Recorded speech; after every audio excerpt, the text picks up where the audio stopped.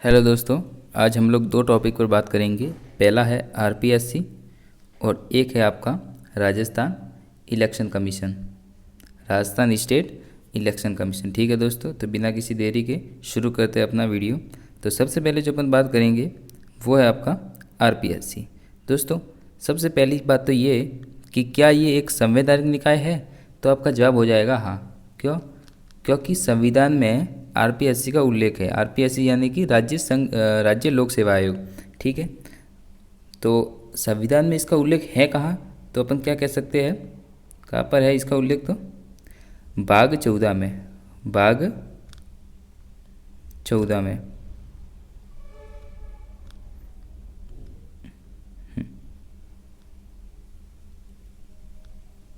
भाग भाग 14 में इसका उल्लेख है। और पूछे भाग 14 में आर्टिकल कौन से है, तो क्या बताओगे आप लोग? आर्टिकल 315 से 323 तक। ठीक है, ये इतनी सी बात आपको क्लियर हो जानी चाहिए दोस्तों। पहली चीज़, ये एक संवैधानिक निकाय है। ठीक है, क्या है ये? एक संवैधानिक निकाय है। दूसरी चीज़, संविधान निकाय है तो संविधान में इसका उल्लेख किस जगह पर है, तो भाग 14 में।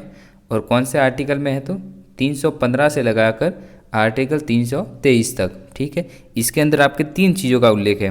ठीक है दोस्तों, कौन कौन सी तीन चीज़ें हैं इसके अंदर? आपका पहले तो है, एक तो है आपका यूपीएससी, एक है आपका स्टेट पब्लिक सर्विस कमीशन, और एक आपका आ जाएगा जॉइंट। जॉइंट का अर्थ है संयुक्त। क्या है दोस्तों? संयुक्त। संयुक्त का अर्थ होता है कि कोई दो या दो से अधिक राज्य जो मिलकर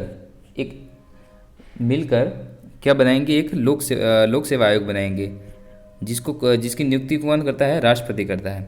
वो बात की बात है। फिलहाल अभी के लिए आप इतने समझ लो कि ये दो या दो से अधिक राज्यों के लिए, ये एक सेपरेट एक राज्य के लिए होता है, और ये किसके लिए होता है, तो केंद्र के लिए। ठीक है, हालांकि राष्ट्रपति कोई स्टेट अगर अपनी कोई एग्ज़ाम इससे करवाना चाहे तो करवा सकता है, वो एक अलग टॉपिक है, उसके अपन बाद में चर्चा करेंगे।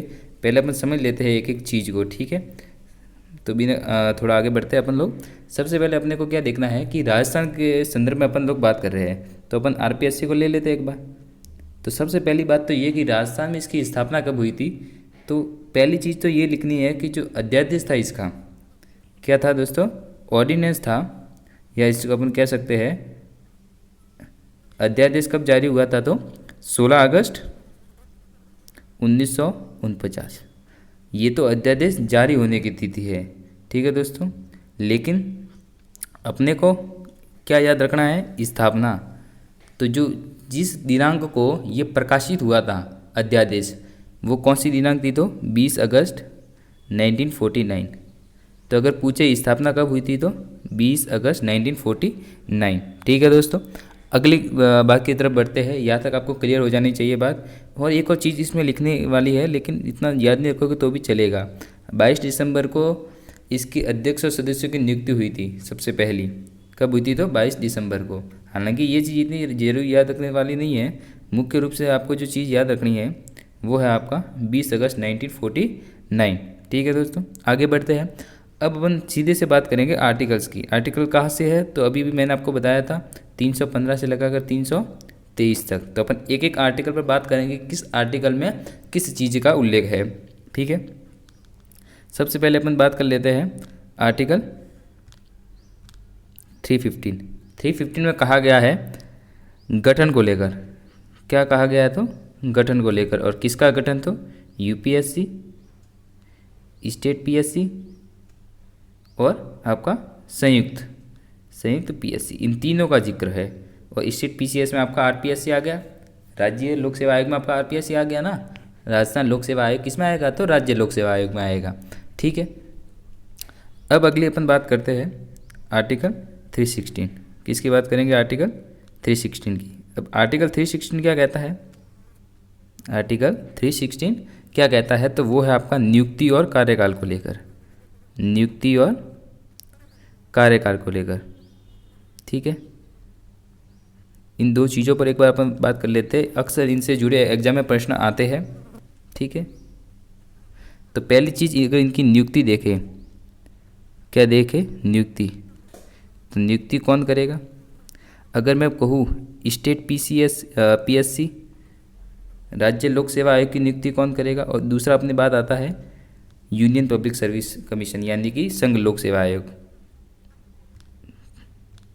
स्टेट पीसीएस की तो करेगा गवर्नर यानी कि राज्यपाल, और यूपीएससी की कौन करेगा? तो प्रेसिडेंट यानी कि राष्ट्रपति। ठीक है, इतनी सी बात आपको क्लियर हो जानी चाहिए। और ये नियुक्ति का प्रावधान किस अनुच्छेद में है? तो 316। इस चीज़ को भूलना नहीं है, अक्सर इसके अंदर से आर्टिकल पूछे जाते हैं। ठीक है दोस्तों, अब अगली अपन बात करेंगे किस चीज़ की? तो कार्यकाल की। किसकी बात करेंगे? कार्यकाल की। कार्यकाल।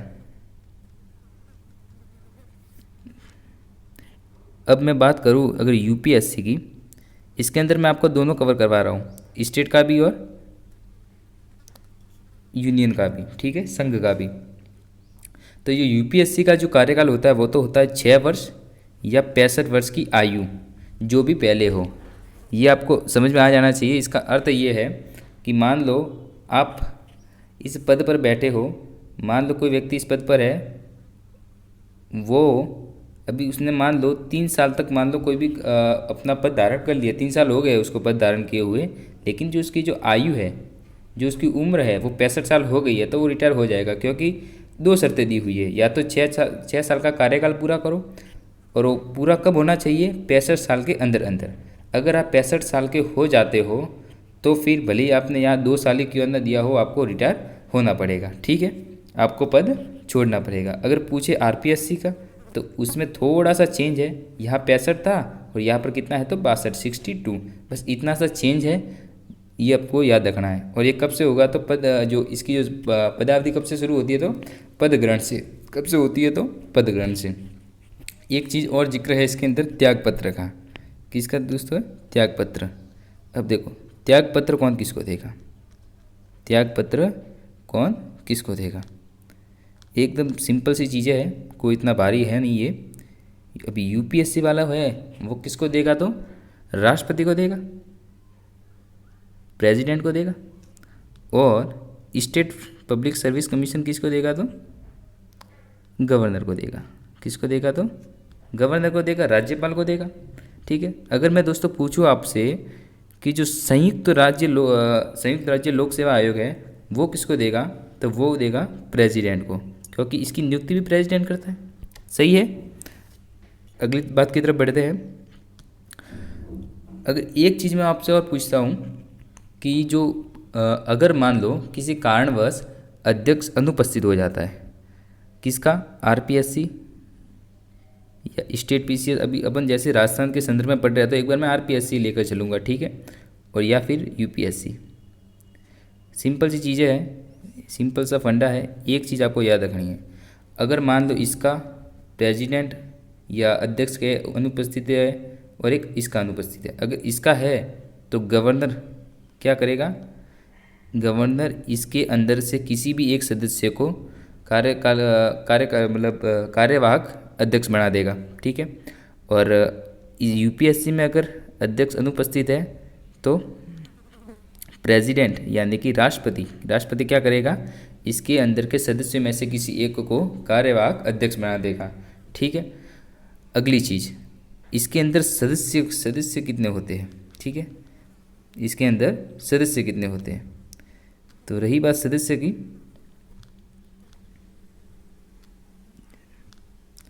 सदस्य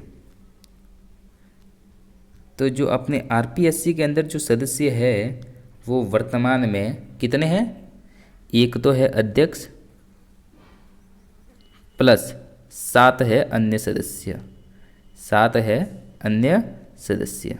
वेरी वेरी इंपॉर्टेंट। ठीक है दोस्तों, इतनी सी चीज़ आपको याद हो जानी चाहिए।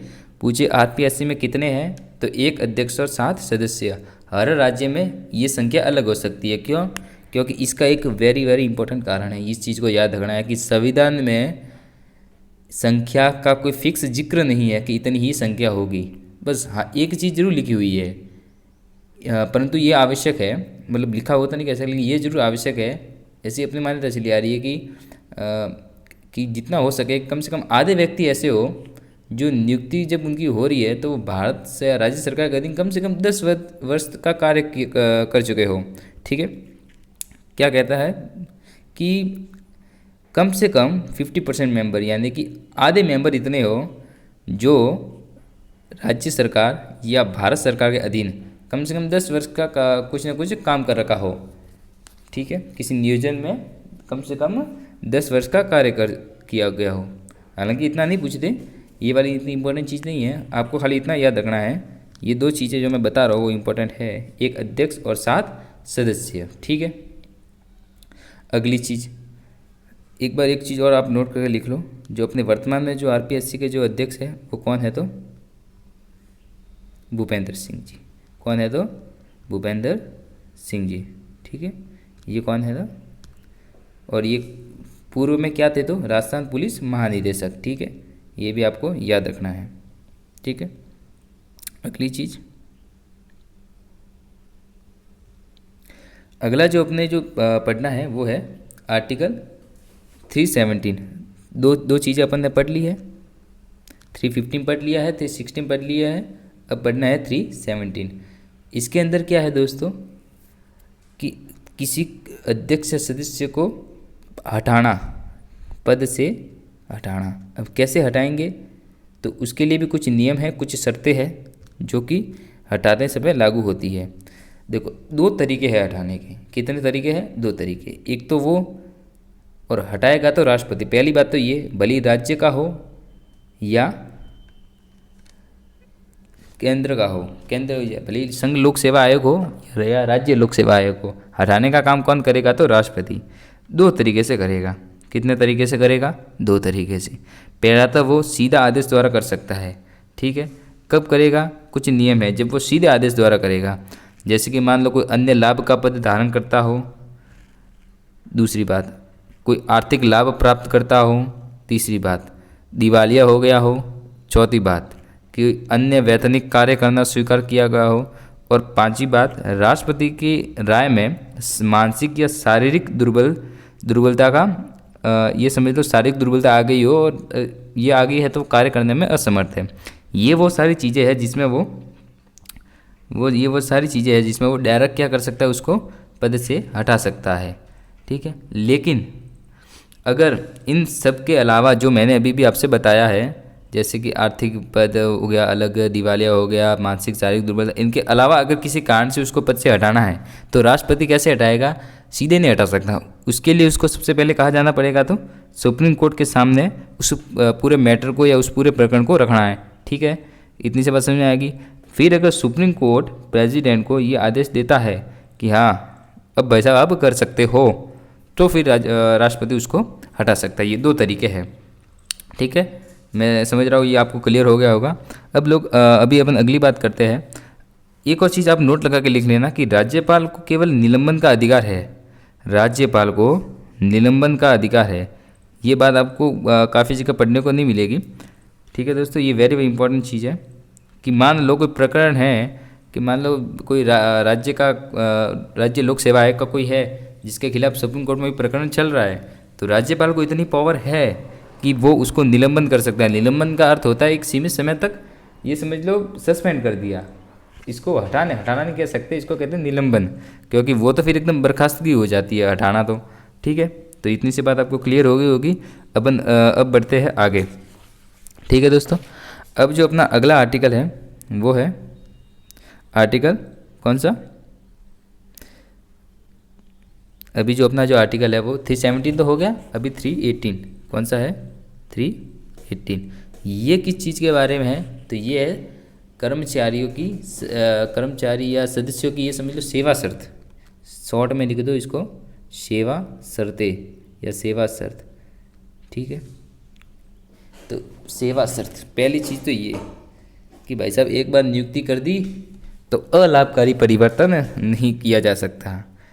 साफ साफ लिख दिया है, क्या लिखा है, तो अलाभकारी परिवर्तन नहीं हो सकता।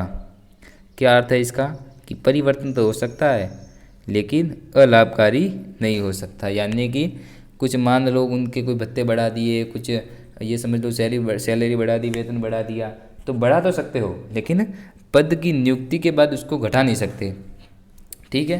यानी कि कोई भी अलाभकारी परिवर्तन, ऐसा कोई परिवर्तन ना हो जिससे कि उस कर्मचारी को अलाभ हो, यानी कि लाभ नहीं हो, ठीक है। अब अगली बात, और उन सब का निर्धारण कौन करेगा? तो राज्यपाल।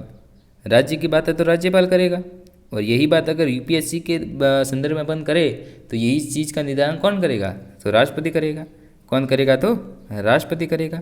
अगली बात, अगला जो अपना जो चीज़ पढ़नी है वो है आर्टिकल 319। अब ये क्या है? तो इसके अंदर वो सारी चीज़ें हैं। मान लो कोई अध्यक्ष है या कोई सदस्य है, वो अपने पद पर नहीं रहता किसी भी कारणवश, ठीक है। क्या मैं कह रहा हूँ कि आयोग का कोई सदस्य न रहने पर उसके ऊपर कुछ प्रतिबंध लग जाते हैं, ठीक है। तो प्रतिबंध है, क्या क्या क्या चीज़ें इसके अंदर? प्रतिबंध। कैसा प्रतिबंध? समझाता हूँ, ठीक है दोस्तों, बने रहिएगा वीडियो के साथ। एक बार वीडियो को एक बार लाइक कर दो दोस्तों, अगर आप चैनल पर नए हो तो सब्सक्राइब कर दो, ठीक है। पूरा टॉपिक आज क्लियर हो जाएगा आपका, एक भी प्रश्न आपके बाहर जाने वाला नहीं है। मैं देखो आराम से समझना, मैंने कहा अगर ये मान लो आपका आरपीएससी है, ठीक है, दिख रहा है आपको क्लियर? ये क्या है आपका? आरपीएससी। आरपीएससी, ठीक है। इसका मान लो अध्यक्ष, इसका अध्यक्ष ये पद से ये समझ लो किसी कारणवश पद पर बना नहीं रहता, ठीक है। किसी कारणवश अपने पद पर बना नहीं रहता, या पद से ये समझ लो क्या कहते हैं अपना, ये समझ लो पद से वर्तमान में इसने पद छोड़ दिया है या त्याग पत्र दे दिया है। त्याग पत्र देने के बाद भारत ये भारत या ये समझ लो केंद्र या राज्य सरकार के किसी भी नियोजन का पात्र नहीं होगा। ये भारत या राज्य सरकार के अधीन किसी अन्य नियोजन का पात्र नहीं होगा। या नियोजन का अर्थ है ये समझ लो मतलब कोई भी अन्य ऐसा कोई सरकारी काम नहीं कर सकता ये, सिवाय दो चीज़ों को छोड़कर। कौन कौन सी है? तो लिखो, पहला काम तो ये कि ये यूपीएससी का प्रेसिडेंट बनने के पात्र होगा। हालांकि बनाना नहीं बनाना वो राष्ट्रपति के हाथ में है, लेकिन पात्र होगा यूपीएससी प्रेसिडेंट के। यूपीएससी का मेंबर भी बन सकता है, यूपीएससी का मेंबर भी बन सकता है। और तीसरी चीज़, एक और चीज़ लिखना है इसके अंदर, ये इसको भी मैं मिटा देता हूँ।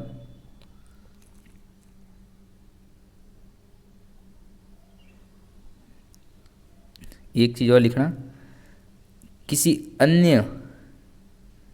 अन्य राज्य लोक सेवा आयोग का प्रेसिडेंट बन सकता है। तीन चीज़ें लिखना है, यूपीएससी का प्रेसिडेंट बन सकता है, यूपीएससी का मेंबर बन सकता है, और किसी अन्य राज्य लोक सेवा आयोग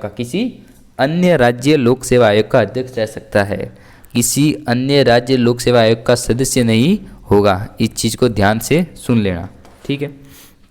अगली बात, अब मान लो इसका कोई सदस्य त्याग पत्र देता है, ठीक है। कौन देता है? तो इसका कोई सदस्य, तो वो किसकी चीज़ के पात्र होगा? देखो, केंद्र और राज्य सरकार के अंदर किसी अन्य नियोजन का पात्र नहीं होगा, ये तो सदस्य के लिए भी लागू होगी, ठीक है। लेकिन कुछ चीज़ें हैं जो थोड़ी सी अलग है, ठीक है, थोड़ी सी अलग है। कौन कौन सी है तो वो भी बता देता हूँ मैं आपको, ठीक है। देखो कौन कौन सी है, तो पहली चीज़ किसके लिए बात करें अपन अब की बार? सदस्य के लिए, ठीक है। एक बार इसको मैं मिटा देता हूँ पूरा, थोड़ा क्या है आपको सही से समझ में आ जाएगा, ठीक है। देखो अब की बार अपन बात कर रहे हैं सदस्य की, तो सदस्य के लिए वो क्या क्या बन सकता है? तो एक तो वो बन सकता है अपना यूपीएससी का प्रेसिडेंट, यूपीएससी का प्रेसिडेंट, यूपीएससी का मेंबर, ठीक है। क्या बन सकता है? तो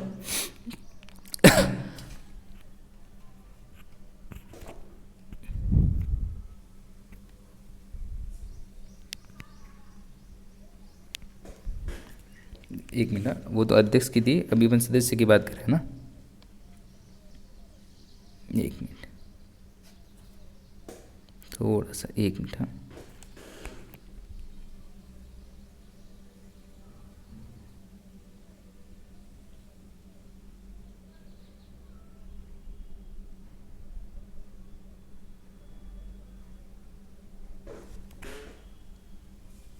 एक मिनट, हाँ ठीक है।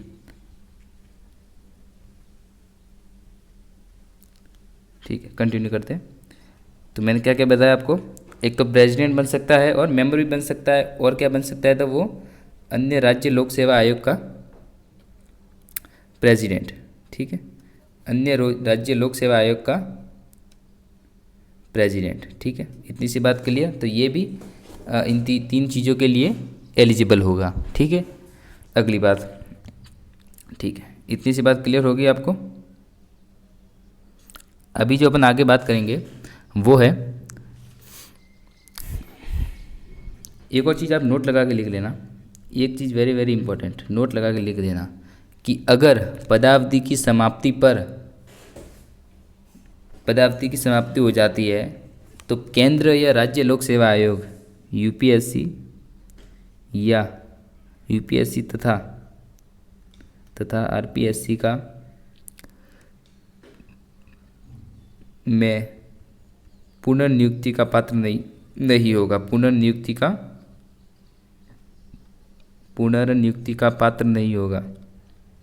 एक चीज़ और लिख लो, अगर पदावधि पर वो चीज़ अभी अपन ने जो पढ़ी है, जो चीज़ अपन ने पढ़ी है अभी आर्टिकल 319 में, वो चीज़ अलग है कि वो किसी अन्य कारण से, एक होता पदावधि में तो पदावधि समाप्त हो गई है, फिर पुनर्नियुक्ति का पात्र नहीं होगा, इसको स्टार लगा के लिख लो। हाँ, किसी अन्य कारण पर वो पद से मान लो इस्तीफा दे देता है तो बात अलग है कि वो वापस किसी वाह बन सकता है, कुछ प्रतिबंध लगेंगे, कुछ कहीं पे नहीं लगेंगे, वो बात अलग है। लेकिन अगर पदावधि समाप्त होगी तो पुनर्नियुक्ति के पात्र नहीं होगा। इस चीज़ को एकदम क्लियर कर लो। ठीक है, अगली बात, अगली जो हम बात करते हैं वो आर्टिकल 320। अब आर्टिकल 320 क्या है, तो कर्तव्य के बारे में। ऐसे तो कर्तव्य है बहुत है, लेकिन शॉर्ट में अगर आप समझे तो मैं आपको फटाफट बता देता हूँ। ठीक है, एक तो आप लोग वीडियो को लाइक कर दो एक बार, और चैनल पर नए हो तो सब्सक्राइब कर दो। ठीक है, पहला काम क्या है, तो भर्ती जारी करेगी, भर्ती का आयोजन करेगी। क्या करेगी, तो भर्ती या परीक्षा का आयोजन। ठीक है, फिर साक्षात्कार, जैसे कि आप लोग देखते हैं आरएस वगैरह का इंटरव्यू होता है, वो सब इसी के अंदर आ गए, या और भी कुछ अन्य इंटरव्यू वगैरह लेते हैं। तो अनुशंसा करना। ठीक है, और परामर्श देना राज्य सरकार को, और अनुशासनात्मक कार्यवाही।